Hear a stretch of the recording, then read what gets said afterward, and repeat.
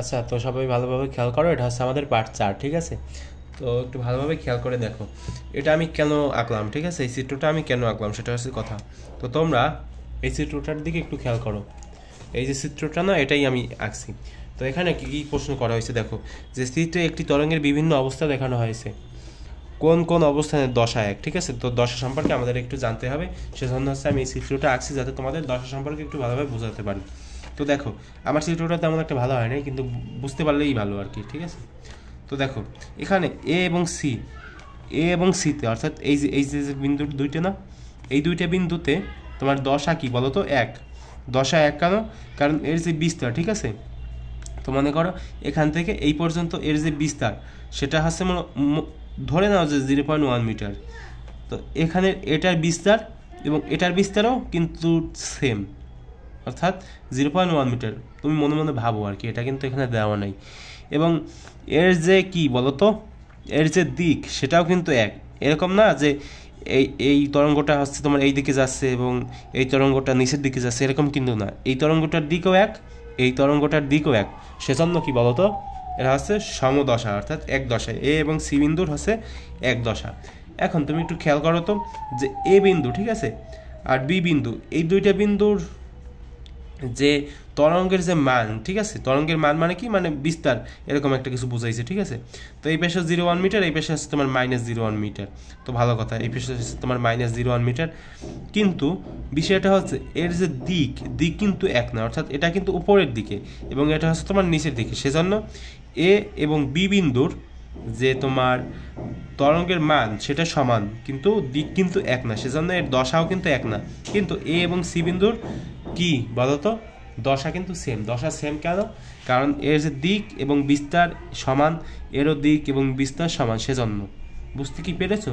যদি কষ্ট হচ্ছে তো দেখো আর একটা বোঝাই, যে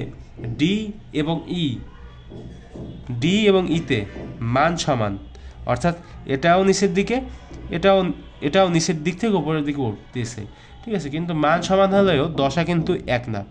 কেন এক না? কারণ এটা দেখো, এটা কিন্তু নিচের দিকে নামতেছে, ঠিক আছে? এখানে যে বিস্তার, এখানে যে দূরত্ব, সেটা কিন্তু কি বলতো, সমান। এবং এখানে আমার একটু ভুল হয়েছে, এইখান থেকে উঠাইলে ভালো হইতো বিষয়টা, ঠিক আছে? মনে করো এখান থেকে, তো এখানেরও যে বিস্তার সেটাও কিন্তু মনে করো সমান, ঠিক আছে? এখানের এবং এখানের বিস্তার কিন্তু সমান, কিন্তু বিস্তার সমান হলেও কিন্তু কাজ হবে না। কেন কাজ হবে না? কারণ এটা কিন্তু নিচের দিকে নামতেছে, ঠিক আছে? আর এটা হচ্ছে তোমার উপরের দিকে উঠতেছে, ঠিক আছে? উপরের দিকে উঠতেছে, আর এটা হচ্ছে তোমার নিচের দিকে নামতেছে। আর এর যে দূরত্ব কিন্তু সমান, কিন্তু তবুও কিন্তু দশা এক নয়। যদিও এটাও নিচের দিকে, এটাও নিচের দিকে, কিন্তু নিচের দিকে হলেই যে তোমার দশা সমান হবে এরকম কিন্তু না, বা দশা যে এক হবে এরকম কিন্তু না। তোমরা খুব সাধারণ ভাষায় বুঝে রাখো যে এ এবং সি বিন্দুর বিস্তার এক, এখান থেকে এটা বিস্তার এক এবং একই দিকে যাচ্ছে যেহেতু, সেজন্য এর যে তোমার দশা সেটা কিন্তু কি বলতো, এক। এ এবং সি বিন্দু। তো বুঝতে কি পারলে যে দশার যে বিষয়টা সেটা তো গেল। এরপরে আমাদের একটু আমরা যে কথাবার্তা যে শুনতে পাই সেটার যে রেঞ্জ, সেই সম্পর্কে আমাদের একটু ধারণা নিতে হবে। এই যে দেখো আমি আগে থাকতেই লিখে রেখেছি যে আমাদের শব্দ শোনার যে রেঞ্জ সেটা কত। তো তোমরা একটু বইয়ের দিকে খেয়াল করো, যে আমরা হচ্ছে মূলত 20 হার্টজ থেকে, ঠিক আছে, কম্পাঙ্কের একক আর কি, 20 হার্টজ থেকে মূলত 20,000 হার্টজ পর্যন্ত আমরা শুনতে পারি। বা হচ্ছে তোমরা এখানে কিলো হার্টজ দিতে পারো, এই যে 20,000 হার্টজ না, এখানে তোমরা 20 কিলো হার্টজ দিতে পারো, তাহলেই হয় 20 কিলো হার্টজ আমরা দিতে পারি। তো এটা হচ্ছে মূলত আমাদের কি বলতো, কম্পাঙ্ক, মানে আমাদের শোনার যে রেঞ্জ সেটা। তোমরা ইউটিউবে সার্চ দিতে পারো, যে তোমরা যদি এখানে 20 কিলো হার্টজ লিখে যদি সার্চ করো না, তাহলে দেখবা যে কিছু কিছু ভিডিও আসবে। কালা থাম্বনেইলের একটা ভিডিও আছে, সেটা একটু চালিয়ে দেখবা যে শব্দটা কীভাবে শোনায়, ঠিক আছে? দেখবা এরকম অনেকগুলো তরঙ্গ দৈর্ঘ্য আছে, সেগুলো এক সময় এরকম বড় থাকে, আবার এরকম ছোটও হয়ে যায় আস্তে আস্তে। তো আস্তে আস্তে যখন ছোট হয়ে যায় তখন আমরা কিন্তু আর শুনতে পারি না, কারণ তখন কিন্তু তীব্র সাউন্ড হয়। সেটা হচ্ছে তোমার কুকুর বা অন্যান্য প্রাণী যেগুলো আছে যারা শুনতে পারে, যাদের রেঞ্জ বড়, মানে আমাদের তো 20 হার্টজ থেকে 20 কিলো হার্টজ, তো যাদের রেঞ্জ আর কি বড় এগুলোর চেয়ে মানে কুকুরের রেঞ্জ হচ্ছে এর চেয়েও বড়, তো কুকুর কিন্তু এগুলো শুনতে পারবে খুব সহজে। আচ্ছা গেল। তো এই যে মনে করো যে এই যে শব্দ যে উচ্চ একবারে যে শব্দ, এটাকে মূলত কী বলা হয় বলো তো? ইনফ্রাসাউন্ড বলা হয়, ঠিক আছে? দেখো তোমাদের বইতে লেখা আছে। আচ্ছা, তো এখান থেকে একটু পড়বা, পড়ার পরে এরপরে হচ্ছে তোমরা সরি সরি সরি সরি আমি এখানে একটা ভুল কথা বলছি, যে তোমরা এই যে দেখো এখানে লেখা আছে, আমার একটু ভুল হয়েছে, যে যদি 20 হার্টজ থেকে কম হয় তাহলে সেটা হচ্ছে তোমার ইনফ্রাসাউন্ড, এবং 20 কিলো হার্টজ থেকে যদি বেশি হয়, অর্থাৎ আমাদের শোনার যে রেঞ্জ সেটা থেকেও যদি বেশি হয়, তাহলে আমরা সেটাকে কি বলতে পারি? শব্দোত্তর বা আল্ট্রাসাউন্ড বলতে পারি। বুঝতে কি পারছো? এগুলো একটু পড়াশোনা করবা। আর দেখো শব্দ তরঙ্গের বৈশিষ্ট্য হচ্ছে মূলত এখানে তোমাদের কি বিষয়ে আলোচনা করা হয়েছে জানো?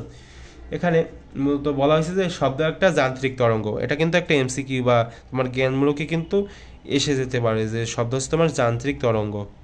এটা লিখে রাখতে পারো, তোমরা নোট করে রাখতে পারো তোমাদের যে এই অধ্যায়ের যে নোট আছে সেখানে।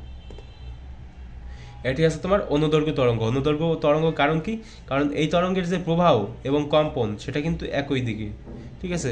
মানে এই যে শব্দ তরঙ্গ, এটার যে প্রবাহ এবং কম্পন সেটা কিন্তু একই দিকে, অর্থাৎ মনে করো যে ডান দিকে যাচ্ছে তো ডান দিকেই, ঠিক আছে? এরকম না যে মানে এরকম তরঙ্গটা কিন্তু এরকম না, তরঙ্গটা হচ্ছে তোমার এরকম, ঠিক আছে? অর্থাৎ এর যে প্রবাহ, ঠিক আছে, এবং কম্পনের যে দিক সেটা হচ্ছে একদিকেই, সেজন্য এটাকে কি বলা হয় বলো তো? এটা হচ্ছে মূলত একটা যান্ত্রিক তরঙ্গ এবং অনুদৈর্ঘ্য তরঙ্গ। আচ্ছা, তো তোমরা এই যে আন্ডারলাইন করা যে লাইনগুলো আছে এগুলো একটু পড়বাই, যে আমি তোমাদেরকে দেখাই। এগুলো আমি একবার যে সময় ছোটো ছিলাম সেই সময় আর কি এগুলো আন্ডারলাইন করে রাখছি, তখনকার সময় প্রায় 4-5 বছর আগে। আচ্ছা গেল। এরপরে আমাদের এখানে কিছু ম্যাথমেটিক্স আছে যেগুলো আমরা অপর পাতায় করবো, এখানে আমরা করব। তো সবাই রেডি হও যে আমরা এখন ম্যাথমেটিক্স করব। এগুলো খুবই সহজ, শুধু মান উঠাবো এবং করা শেষ, সেরকম একটা বিষয়। তো দেখো কি লেখা আছে, একটু পড়ার চেষ্টা করো। যে 1 কিলোহার্টজ কম্পনের একটি সুরশলাকা বা টিউনিং ফর্ক দিয়ে শব্দ তৈরি করে। সুরশলাকা কি তোমরা চিনো? এরকম বিষয়টা হচ্ছে এরকম, সুরশলাকা হচ্ছে এরকম, এই যে এই আকৃতির। এখানে যদি তুমি একটা টিং করে একটা কিছু দিয়ে বাড়ি মারো, তাহলে এটা অনেকক্ষণ কাঁপতে থাকবে এবং আওয়াজ হতে থাকবে, একটা টিং টিং টিং টিং, বা অনেক নিম্ন আর কি শব্দ হয় আর কি, এতে তেমন একটা জোরে শব্দ হয় না। আচ্ছা দেখো, টিউনিং ফর্ক দিয়ে শব্দ তৈরি করে, সেটি পানিতে এবং লোহার ভেতর দিয়ে প্রবাহিত হতে দিয়ে তার বেগ নির্ণয় করে। দেখা গেছে শব্দের বেগ বাতাসে 334 মিটার পার সেকেন্ড, পানিতে এত, লোহার ভেতরে এত মিটার পার সেকেন্ড। কোন মাধ্যমে তরঙ্গ দৈর্ঘ্য কত? তো আমাদের কি বের করতে হবে? তরঙ্গ দৈর্ঘ্য। আরে ভাই এগুলো তো খুবই সহজ, এগুলোই তো আমরা সলভ করতে হবে আমাদের। তো দেখো একবারে ভাই ঠান্ডা মাথায় একবারে শুনতে থাকো। যেখানে কম্পনের কথা বলা হয়েছে মানে কি? এফ, এখানে এফ কিন্তু দেওয়া আছে, ঠিক আছে? এখানে এই যে কম্পন না 1 কিলোহার্টজ, একটু তোমাদের একটু কষ্ট হইতে পারে এটা বুঝতে, যে 1 কিলোহার্টজ না, মূলত এটাই আছে মূলত তোমার কম্পাঙ্ক, ঠিক আছে? এটাই আমরা কম্পাঙ্ক। এফ সমান কি লিখতে পারি বলো তো? 1000, তোমার এখানে আমরা লিখতে পারি হচ্ছে তোমার 1000 হার্টজ, ঠিক আছে? 1000 হার্টজ বা 1000 পার সেকেন্ডেও লিখতে পারি। এটার বদলে আমরা কিন্তু এটাকে এরকমভাবেও লিখতে পারি যে 1000 পার সেকেন্ড, বা এটাকে আমরা এরকমভাবে লিখতে পারি যে 10⁻³ পার সেকেন্ড, ঠিক আছে? তোমাদের যেটা ইচ্ছে তোমরা সেটা লেখো, কোনো সমস্যা নেই। আচ্ছা দেখো, তো গেল এফ এর যে বিষয়টা সেটা গেল। এখন ভি দেওয়া আছে কত বলো তো? তো আমরা প্রথমে কি মানে কোথায় বের করবো এটা? পানির ভিতরে যে তোমার কি বের করতে যেন বলেছে, এখানে তোমার তরঙ্গ দৈর্ঘ্য বের করতে বলছে, অর্থাৎ ল্যামডা সমান হট, সেটা আমাদেরকে বের করতে বলছে। তো ভি সমান কত বলো তো পানিতে? ওই যে দেখো তোমার বইতে ডেটা দেওয়া আছে যে 334 মিটার পার সেকেন্ড। এই ম্যাথগুলো হচ্ছে তোমার একবারে সহজ। তো আমরা কি সূত্র জানি বলো তো? যে ভি সমান এফ ল্যামডা, এই ধরনের একটা সূত্র আমরা জানতাম। তো এখান থেকে যদি আমরা ল্যামডা সমান বি বাই এফ লিখি, তাহলে কি কোনো সমস্যা হবে? না, কোনো সমস্যা হবে না। তোমরা এখানে লিখবা যে আমরা জানি, এইসব হাবিজাবি একটু লেখার চেষ্টা করবা, তাহলে একটু ফর্মালিটি মানে একটু ফর্মাল দেখাবে আর কি। তো গেল। এখন ভি এর মানটা বসাও বাতাসের ক্ষেত্রে। এখানে লিখবা যে বাতাসে, এগুলো আমি লিখছি না কারণ তোমরা লিখবা সেজন্য। বাতাসে কত? বাতাসে তোমার ল্যামডা সমান সমান এখানে ভি হচ্ছে তোমার 334 এবং এফ হচ্ছে তোমার কত বলো তো 10⁻³ এখন ক্যালকুলেশন করো, ক্যালকুলেশন করলে যেটা হবে 0.33 মিটার। এটা হচ্ছে আমার বাতাস। এরপরে আমরা কিসে বের করবো বলো তো? এরপর হচ্ছে পানিতে বের করবো। পানিতে কত দেখো, পানিতে তোমার ল্যামডা সমান সমান হট, এরকম একটু ফর্মালিটি অবলম্বন করবো তাহলে ভালো হবে। ভি সমান সমান হচ্ছে তোমার 1493 মিটার পার সেকেন্ড। আচ্ছা গেল। এরপরে এফ সমান সমান হচ্ছে তোমার 10⁻³ এই যে জিনিসটা না।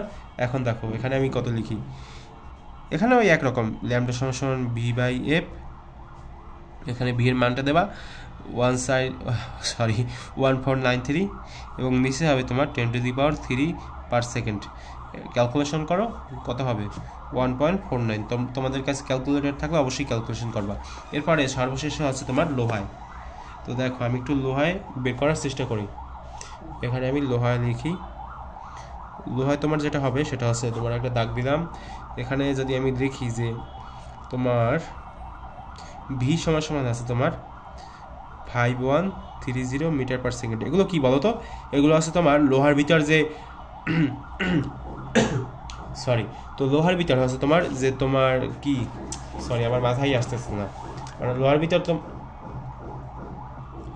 ভিতর তোমার যে শব্দের যে বেগ আছে না সেটা অর্থাৎ মনে করো এই যে আমি একটা টেবিলের ওপর লিখছি না এটা, তো এই টেবিলের এক পাশে যদি তুমি কান দাও এবং অন্য পাশে যদি একটা তুমি এরকম যদি টাক দাও তাহলে দেখবা যে শব্দটা অনেক জোরে শোনাচ্ছে। কেন শোনাচ্ছে? কারণ এটা হচ্ছে তোমার কঠিন পদার্থ, এটা কিন্তু বাতাসের মাধ্যমে এই যে শব্দের যে তরঙ্গটা সেটা কিন্তু বাতাসের মাধ্যমে তোমার কাছে আসে নাই। এটা হচ্ছে তোমার এই যে কঠিন যে পদার্থ এই যে টেবিল, এই টেবিলের মাধ্যমে মূলত তোমার কানে আসছে, ঠিক আছে? যার কারণে এটা খুব দ্রুত এসে পড়েছে। তো ঠিক সেইভাবে লোহায় যদি তুমি টাক দাও না তাহলে আরও দ্রুত আসবে। আচ্ছা ভি গেল। এরপর হচ্ছে তোমার এফ 10⁻³ সরি আমার আর কি একটু ঠান্ডা লেগেছে সেজন্য আর কি আমার একটু সমস্যা হচ্ছে, ঠিক আছে বুঝলে? এবার হচ্ছে তোমার ল্যামডা কত, ল্যামডা সমান সমান হচ্ছে তোমার, আমি আর লিখলাম না সূত্রগুলো, 5130 নিচে আবার 10⁻³ ক্যালকুলেশন করো, যেটা বের হবে তোমার 5.13 মিটার। তো এই আছে আমার ক্যালকুলেশন, এই পর্যন্ত শেষ। এবার তোমরা সাজিয়ে গুছিয়ে নিচে লিখে দিবা যে বাতাসে এত, পানিতে এত, লোহায় এত, ঠিক আছে? তাহলে একটু তোমাদের নাম্বার বেশি পাওয়ার সম্ভাবনা, টিচার দেখলে খুশি হবে।